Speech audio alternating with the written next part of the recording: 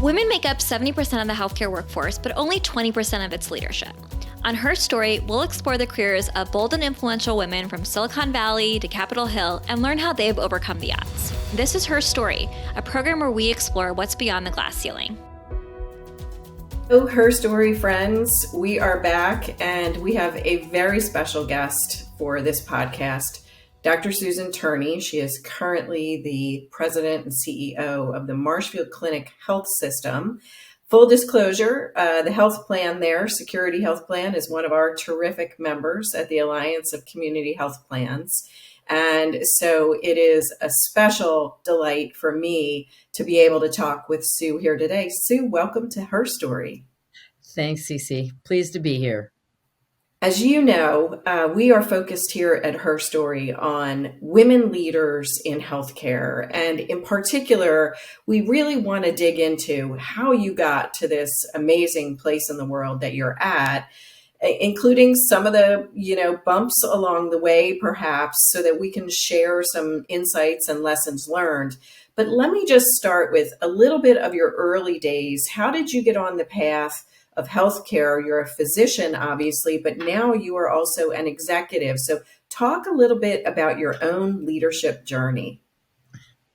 I think a lot of it has to do with our roots. If I go back in time to where I grew up, a community of 700 people in very rural Wisconsin. And that's my people. And that's where things were instilled in who I am as a person today, and the passion that I have for really taking care of people in rural America. I know that my early career was with Marshfield Clinic Health System as a practicing physician. I also was involved in research and education, and truly gratifying to be able to take care of patients one-on-one. But as I thought about my career path and where I could really have a bigger impact, I realized that being involved at the more macro level, building on all of my experiences growing up in rural Wisconsin and understanding healthcare from a clinician perspective, but also the unique needs and challenges that occur in rural America, I then took the leap from being a physician and leader at Marshfield Clinic to becoming the CEO of the Wisconsin Medical Society. And so then from the Wisconsin Medical Society, and that kind of shifted you away from maybe direct patient care into more of the shaping and transforming healthcare perspective. But you came back to Marshfield, and explain a little bit about that decision. It was a little scary coming back because, first of all, a newly created health system had occurred. We had a Marshfield Clinic with a long history of ambulatory care and a health plan. And when I came back, the health system had been created, and everything was now under the umbrella of the Marshfield Clinic Health System, including the care delivery and the health plan side. And it was an opportunity to forge the future, but they were at a pivotal point at that time. And the question before me when I started was, do we have a go-it-alone strategy? Do we merge with someone? Or do we be acquired by a larger health system that is much more national presence? And we took the bold and very aggressive tactic of having a go-it-alone strategy. So very exciting to me, requiring a lot of grit, a lot of determination, but really building a team that, has helped along this journey. Well, I'm glad that you mentioned grit and determination. And, I'm always curious in these conversations to ask, along the way, have you found yourself throughout your career being one of the only women in the certain decision-making circles, or certainly in the minority? And how have you personally navigated that? In medical school and in my residency and in my early practice, I was the first woman in internal medicine. I was the first woman on the executive committee at Marshfield Clinic. I was the first woman on the board, and now I'm the first woman CEO. However, it's both men and women that have helped me on this path. I've had great mentors, people who I've reported to, people who have stood alongside me, and people who have reported to me that have had the confidence and the trust in me to help lead through this evolution or through this journey that I've had. I do think that for women right now, the organizations have to prioritize the need to have diversity at the table. And it's not just about men and women, it's other diversity as well. And if it's not a priority, it won't happen. And for me, as I've become involved in activities at the national level to help promote women in leadership, knowing that 80% of the people that work in healthcare are women and 20% of the people in leadership are women, there's a huge disparity there. And we need the ideas and the thoughts and the energy that a diverse group of people bring, but in particular women. You just laid out a series of firsts for you. First in your intern, first CEO, first board member, et cetera, et cetera. Lonely at times? Did you, was there ever a moment where you kind of looked around and said, gosh, what am I doing? Or why am I here? How did you get through those periods? There are times when it's very lonely. You have to be careful what you say. I have learned that much of what comes out of my mouth gets repeated. And for that reason, you have to be a little cautious when you're with people, whether it's an individual or whether it's a group of people. So I think for me, that was a real learning experience, that I had to be very careful what I was going to say, that my opinions matter, and that people would take me very seriously and at my word. So you have to build people around you that can support you. And whether it was early in my career when it was my internal medicine colleagues and the people that I was doing research with, or whether it was in leadership, and they're not all within our institution. There are people that you meet across the country in different venues, like being part of ACHP, where you establish relationships and you can share your journey and share your stories and vent a little bit about the challenges that you're facing. Because I'll tell you, healthcare is hard. It is a very challenging job right now. The headwinds, it certainly is. Yeah, at this point in time are probably worse than they've ever been. So it really is being able to find people that you can trust, being with people that have confidence in you, and understand the what you're trying to create as you go through these transformative processes.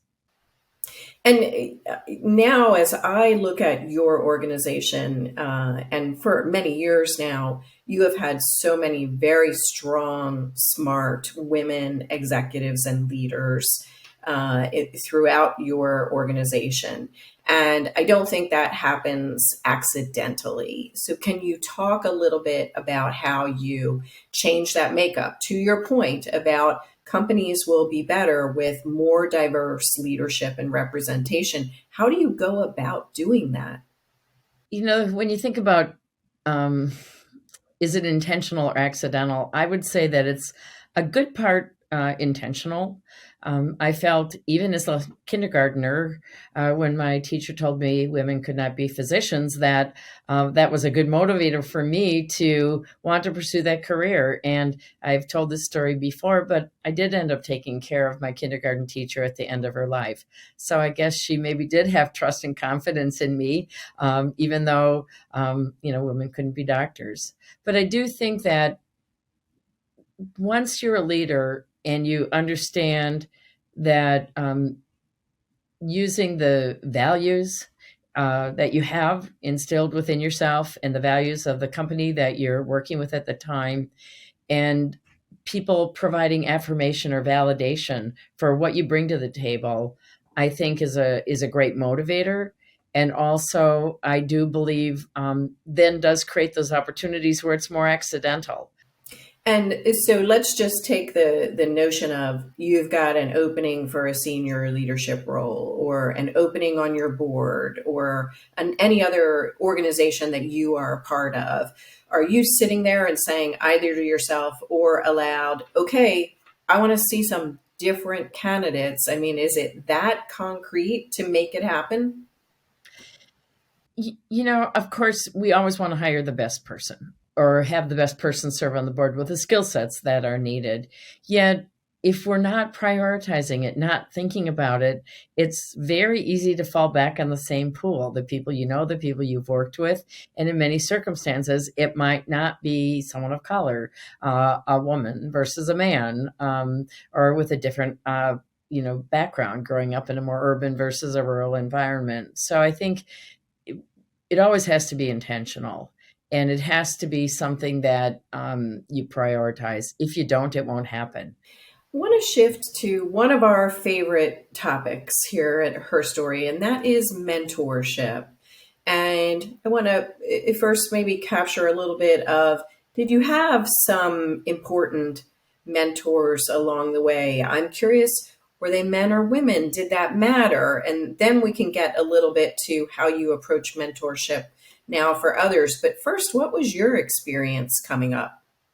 My first mentor really was a physician, a male physician, who was not a clinic founder, but practiced at the Marshfield Clinic for decades.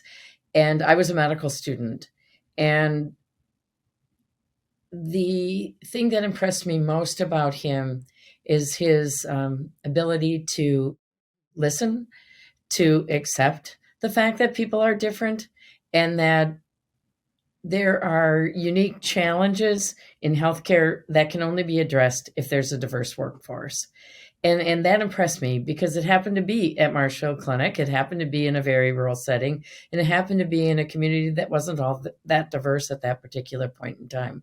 But that embracing nature and the confidence that he had in me to be successful was really an overwhelming experience.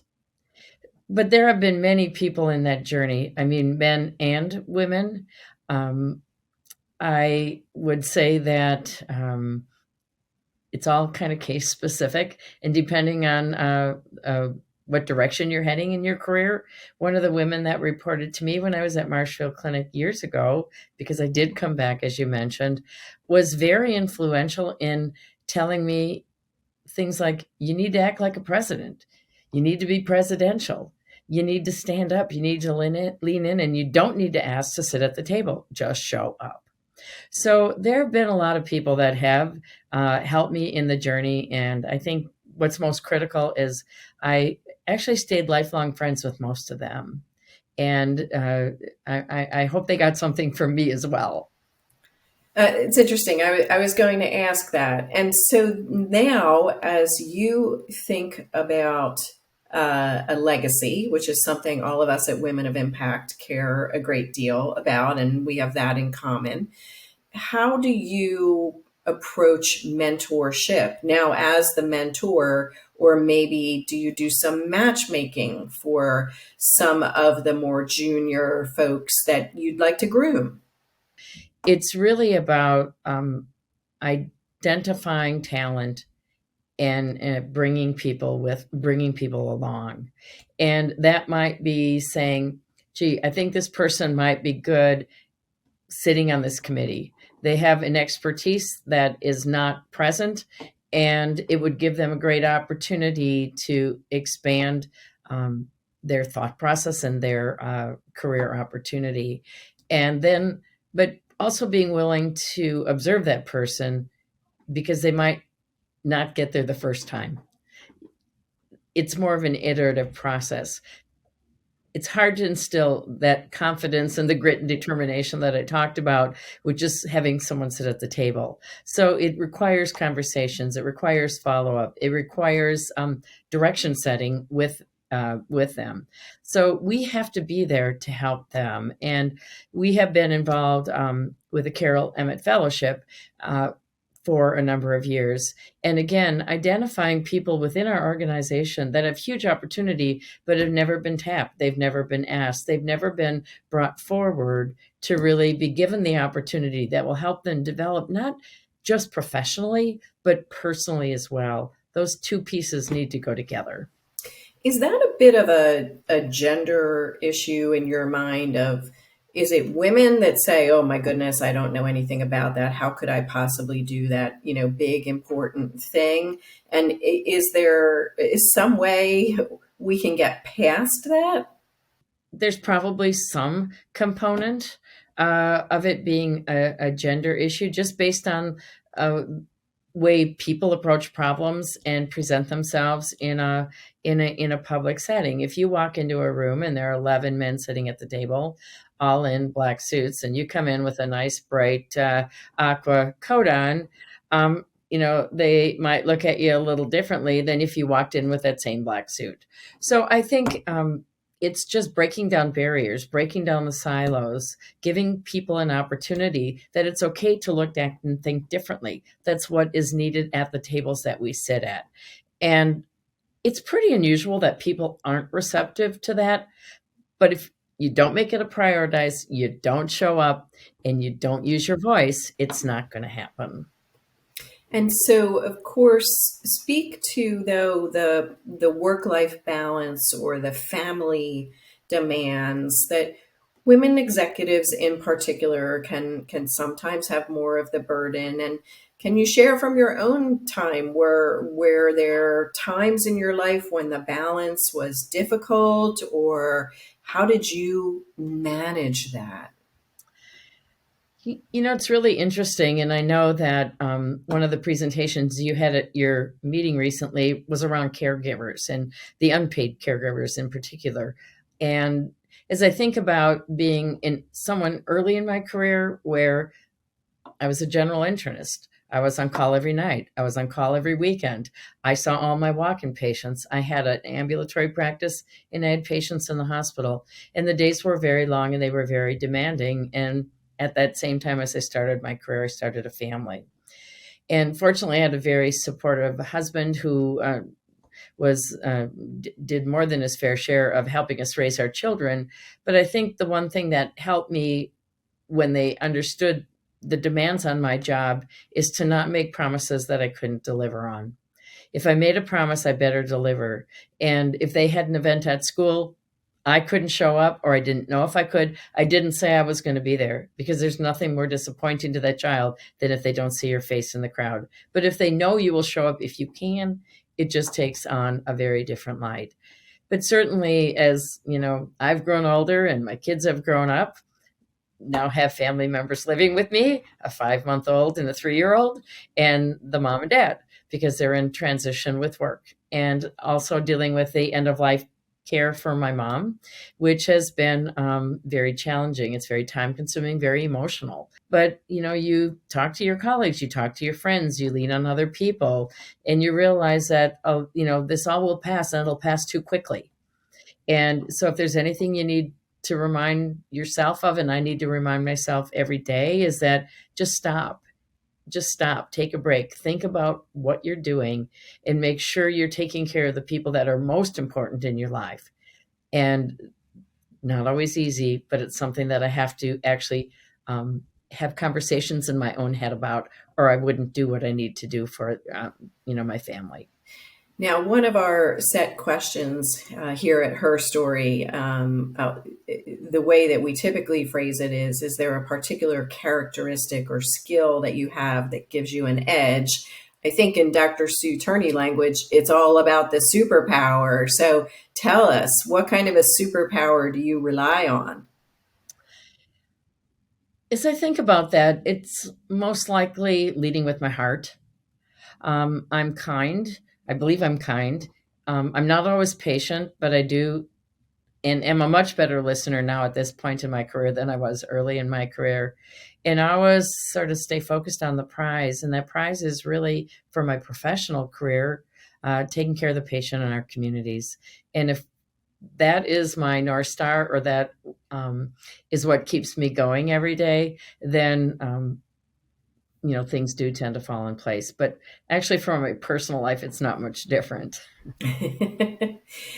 So as you have this opportunity here today to offer some advice to, in particular, women leaders, but all certainly, as they are coming up through healthcare, which, as you noted, this may be the most challenging period we've seen in this sector in such a long time, maybe in my lifetime. I certainly hear that from so many executives. What kind of advice would you give to those that are hoping to continue moving up and growing? But I do think the best advice I can give people is remember who you are at your core. We all have personal values, and we need to remember that trust, respect, kindness is really critical in helping us get through our days. I don't have any magic. I wish I did. But I do think that my advice is always to have those conversations with yourself about who are you serving? Why are you serving? And what can I do differently to make sure that I take care of myself, that I take care of my family, and that I take care of my professional needs in the best way possible. And it's a conversation I have every day. And so now thinking forward a little bit here for just a moment, and we can take this on any level, really, whether it's yourself and your personal journey, whether it's the amazing Marshfield Clinic Health System or larger health system, you name it. What is really at the top of your agenda? What are the things, again, as you said, it's hard to say no to things, but you have to, especially in this climate. But what are the ones that you're saying yes to and you're prioritizing? There are very, very few people who really understand the unique challenges that we have in rural healthcare. The challenges of the distance people have to travel for care, the economic challenges, living in a part of the world where we have some of the poorest, oldest, sickest patients in the country. If I think about the fact that what many of us take for granted, like having internet access and being able to communicate with providers virtually, but there's no connection in about 10-15% of our communities.